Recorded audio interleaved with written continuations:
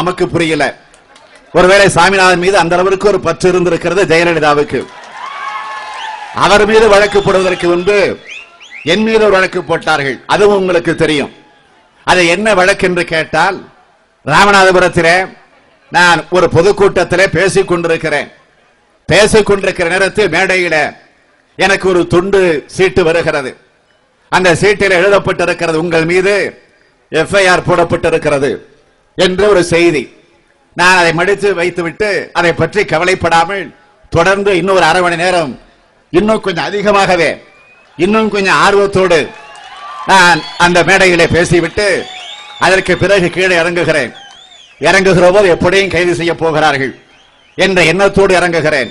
ஆனால் யாரும் கைது செய்ய வரவில்லை. அதற்கு பிறகு காரிலே ஏறி புறப்பட்டு நான் மதுரையை தாண்டி திருச்சிக்கு செல்லுகிறேன். மதுரையை தாண்டுகிற போது அங்கே கைது செய்யப்பட போகிறோம் என்று ஒரு செய்தி வருகிறது. நான் அந்த எண்ணத்தோடு காரிலே போய் கொண்டிருக்கிறேன். ஆனால் மதுரையிலும் என்னை யாரும் தடுக்கவில்லை. திருச்சி விமான நிலையத்தில் கைது நடவடிக்கை இருக்கிறது என்ற செய்தி வருகிறது. சரி, அவரோடு நான் அங்கே போய் இறங்குகிறேன். ஆனால் காவல்துறையை சார்ந்தவர்கள் யாரும் வரல. அதற்கு பதிலாக பத்திரிகை நிருபர்கள் வந்தார்கள். என்ன இன்னும் உங்களை கைது செய்யலையா என்று கேட்கிறார்கள். அவ்வளவு வாச அவங்களுக்கு.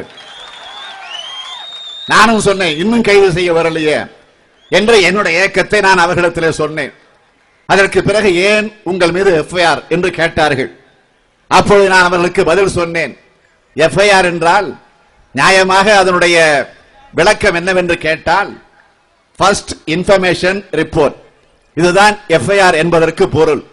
ஆனால் ஜெயலலிதா ஆட்சியில் அது மாற்றப்பட்டு ஃபர்ஸ்ட் இன்ஃபர்மேஷன் ரிப்போர்ட் என்பதற்கு பதிலாக ஃப்ராட் இன்ஃபர்மேஷன் ரிப்போர்ட்டாக அது மாறி இருக்கிறது என்று குறிப்பிட்டு சொன்னேன். அதற்கு பிறகு விமானத்தை பிடித்து சென்னையிலே வந்து இரவு 2 மணிக்கு இறங்குகிறேன். காவல்துறையை சேர்ந்தவர்கள் வந்திருப்பார்கள் என்று எதிர்பார்த்து நான் இறங்குகிறேன்.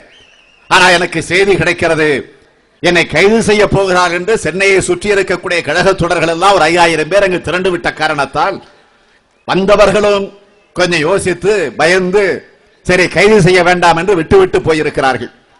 அதற்கு பிறகு ஏன் அவர்களுக்கு சிரமம், நாமே போய் கைதாகலாம் என்று முடிவு செய்து மறுநாள் காலை டிஜிபி அலுவலகத்திற்கு காவல்துறையினுடைய தலைமை அலுவலகத்திற்கு நானே நேரடியாக சென்றேன். காவல்துறை தலைவர் டிஜிபி நான் வரக்கூடிய செய்தி அறிந்து அங்கிருந்து வேக வேகமாக கோட்டைக்கு போய்விட்டார். அதற்கு பிறகு அங்கிருந்து அதிகாரிகள், துணை அதிகாரிகள் அவர்களை போய் சந்தித்து நான் போய் கேட்டேன், என் மீது எஃப்ஐஆர் போடப்பட்டிருப்பதாக செய்தி வந்திருக்கிறது, ஆதாரத்தோடு செய்தி வந்திருக்கிறது, பத்திரிகையில வந்திருக்கிறது. ஆகவே ஏன் இன்னும் கைது செய்யல?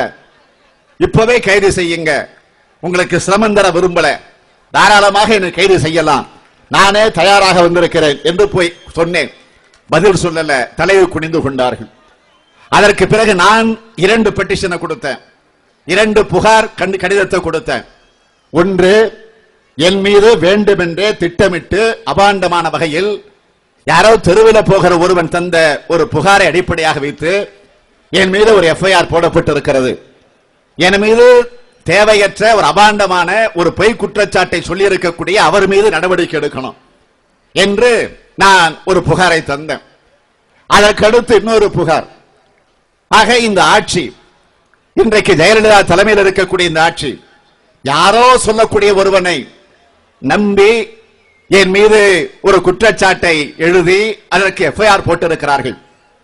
யாரோ தெருவில் போகிறவன் சொன்னதை நம்பி என் மீது எஃப்ஐஆர். நான் ஒரு கம்ப்ளைண்ட் கொடுக்கிறேன், நான் யாரோ தெருவில் போகிறவன் அல்ல, திராவிட முன்னேற்ற கழகத்தில் மிகப்பெரிய பொறுப்பில் பொருளாளர் என்கிற பொறுப்பில் இருக்கக்கூடியவன். அது மட்டுமல்ல, இன்றைக்கும் சிட்டிங் எம்எல்ஏ சட்டமன்ற உறுப்பினராக இருக்கக்கூடியவன், 4 முறை தொடர்ந்து சட்டமன்ற உறுப்பினராக 5 முறை இருந்திருக்கக்கூடியவன், உள்ளாட்சி துறை அமைச்சராக இருந்திருக்கிறேன், துணை முதலமைச்சராக இருந்திருக்கிறேன். ஆகவே ஒரு பொறுப்பில் இருக்கக்கூடிய ஒருவன் நான் ஒரு புகார் தருகிறேன். என்ன புகார் என்று கேட்டால், தமிழ்நாட்டுடைய முதலமைச்சராக இருக்கக்கூடிய அம்மையார் ஜெயலலிதா அவர்கள் மீதே நான் ஒரு புகார் தருகிறேன். ஏதோ வாய் பிடித்ததோ மாங்காய் பிடித்ததோ என்று சொல்லக்கூடிய புகார் அல்ல. நீதிமன்றத்தில், உயர் நீதிமன்றத்தில், உச்ச நீதிமன்றத்தில் சொல்லப்பட்டிருக்கக்கூடிய டைரக்ஷன் தந்திருக்கக்கூடிய புகார், நிலத்தை ஆக்கிரமித்திருக்கிறார்கள், சிறுதாவூரிலே நிலம் ஆக்கிரமிப்பு செய்யப்பட்டிருக்கிறது என்று ஓய்வு பெற்ற நீதிபதி தலைமையிலே விசாரணை கமிஷன் நடந்து அந்த விசாரணை கமிஷனிலே